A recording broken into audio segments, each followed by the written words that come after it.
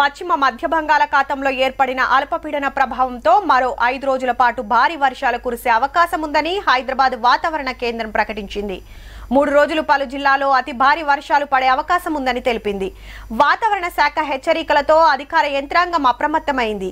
ఈ రోజు ఎక్కడ వర్షాలు పడకుండా గత 4 రోజులుగా కురిసిన వర్షాలతో రాష్ట్రంలో పరిస్థితి ఈ క్రింది విధంగా ఉన్నది.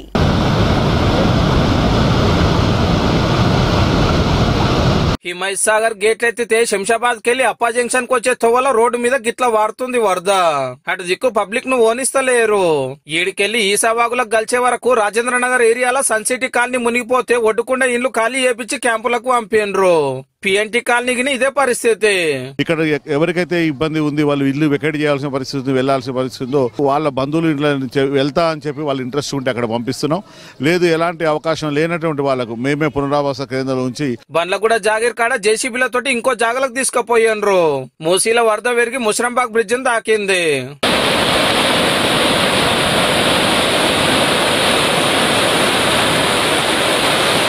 చాదర్ఘట్ ఏరియాలలో ఇళ్లకు నీళ్ళు వచ్చే వరకు సామాన్లు చదువుకొని వెళ్ళిపోతున్నారు.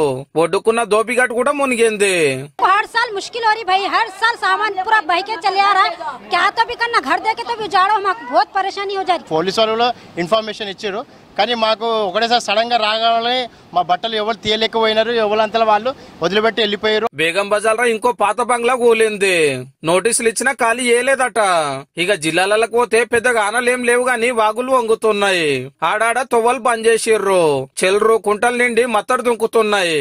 మహబూబ్ నగర్ జిల్లా జర్చల్ల ఇంట్లోకి నీళ్లు వస్తే మస్తు తిప్పలయ్యింది.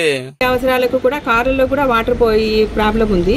సో మాకు ప్రతిసారి వర్షం పడినప్పుడంతా కూడా ఇదే ప్రాబ్లం మేము ఫేస్ చేస్తున్నామండి. చెరువు నిండితే నీళ్ళన్నీ కాలనీలన్నీ నిండిపోతాయి. నాగర్ కర్నూలు ఈ పనివంతుని చూడు రే బండి మీద వాగు దాటపోతే జర్రంతలా బచాయించండు.